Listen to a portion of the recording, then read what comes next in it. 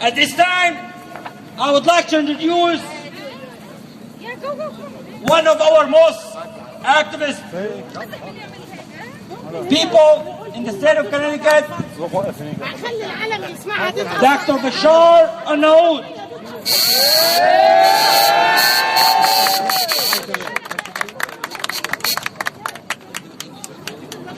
Thank you so much. Thank you so much for coming Come forward, here. please. Come forward, guys.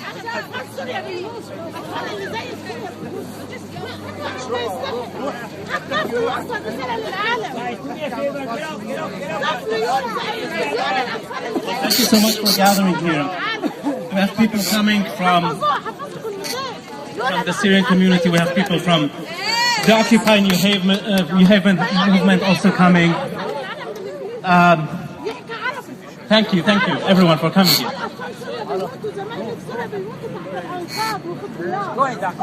All right. What I wanted to say is that, you might think, why should the situation in Syria concern me? We live here in the U.S., we have problems. But why is something that's happening far away in Syria a concern to us? What I want to say is that the crimes have risen to the level of crimes against humanity. Not yesterday, not 1 month ago, from the very beginning. This is a family mafia, a mafia regime that is professional and will do everything to stay in power. We have more than 8,000 people killed. Average of 25 to 50 people every day. And when I say a crime against humanity, it's a crime against everyone. Against you, against me, against everybody. We sometimes talk about despotic leaders, kings, despots, tyrants from the past who would do everything to stay in power. They would kill their opponents, they would skin them alive, they would torture them. But in Syria, this is reality. In the 21st century, people are not only killed, they're tortured. How are they tortured? I wish I wouldn't have to say this here, but they are detained, they are beaten, they are raped, they are urinated over, their eyes are taken out, their teeth are taken out, their fingernails are removed. Even there are reports of disembowelment and impalement. Can you imagine what it means to be impaled? This is something that we can't take in the 21st century. We have to stand up, and we come here in solidarity. And you might say, well, what can I do? I live in America. None of us can do everything, but each one of us can do something. Each and every one of us. And if you want to know what you can do, meet me after and I can tell you more details. But a couple of things that you can do: speak up, raise your voice, spread the word, donate. If you don't know where to donate, go to Avaz. They have this campaign, Smuggling Hope into Syria. They smuggle phones, computers, medical equipment. Donate $1, donate $5, donate 100, 1,000, 5,000, what have you. Come to protests like this. This is very, very meaningful.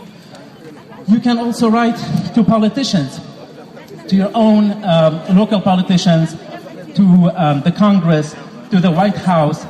Write to the Chinese and Russian embassy. These two powers have vetoed a resolution on Syria twice so far. Second time, they watered it down until it was almost meaningless, and then vetoed it anyhow. Of course, now the General Assembly has passed something, but it doesn't have the same power as the Security Council. So, every one of us can do something. And if you want more tips, I have a printout here I can share with you. The other thing is I want to share with you is today we have a couple of anniversaries. Today is the first anniversary of the first protest in Damascus.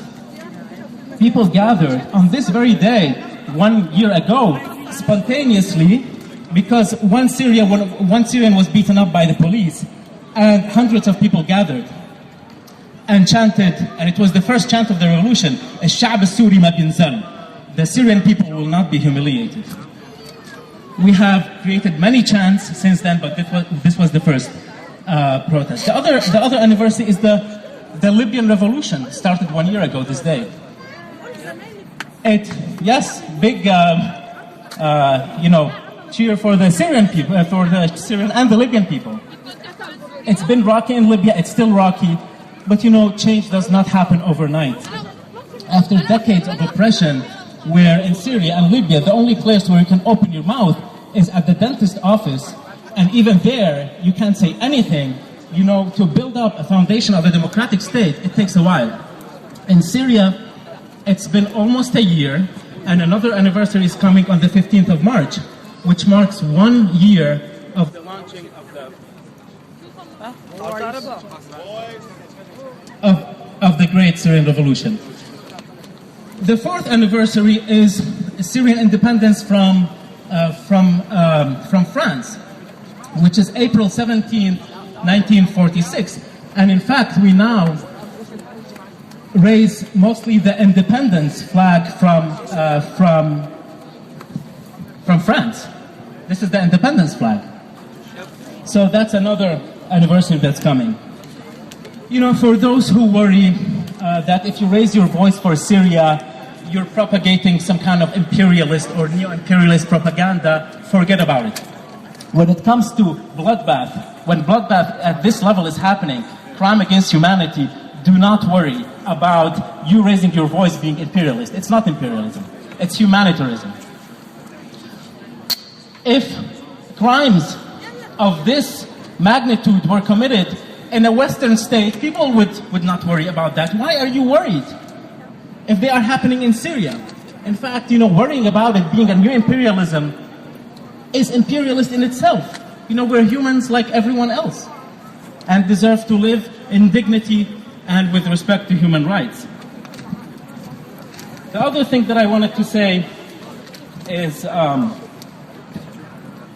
we live in an interdependent world. There is a cross-fertilization between nations. The Occupy movement, the Syrian revolution, other revolutions, there is a bouncing back and forth of thoughts. We are really one people in the end. We have to stand in solidarity. And I wanted to share, maybe one more thing. I also happen to be Polish. My mom is Polish. So I'm a Newhavener, American resident, Syrian citizen, Polish citizen as well. Look what happened in Poland. Who would have thought that the Eastern Bloc would crumble like that? And look at Poland now and how well it's doing. Yes, it has problems, but it's not like it was before, and it has liberated itself. Change is possible, and it's really coming. In fact, there is no turning back. There are no U-turns. The revolution is going to proceed. We're going to topple the criminal Assad, and we're going to establish freedom in Syria. Thank you so much for coming here. Thank you for being with us. Free, free Syria. Free, free Syria.